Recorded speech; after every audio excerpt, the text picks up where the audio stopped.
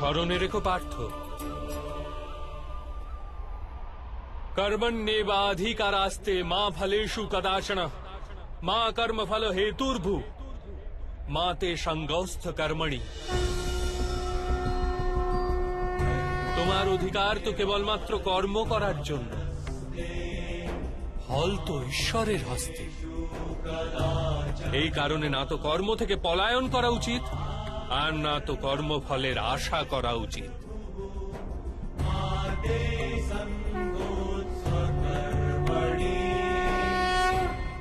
তাহলে ফলের আশা ত্যাগ করবে, কিন্তু কর্ম পরিত্যাগ করবে না। এরূপ কর্মযোগীকে কি রূপে চেনা যায় মাধব?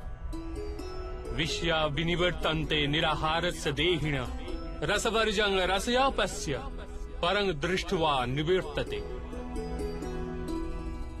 শোনো পার্থ, যে স্বাদ থেকে মুক্তি পাওয়ার জন্য আহারকেই ত্যাগ করে,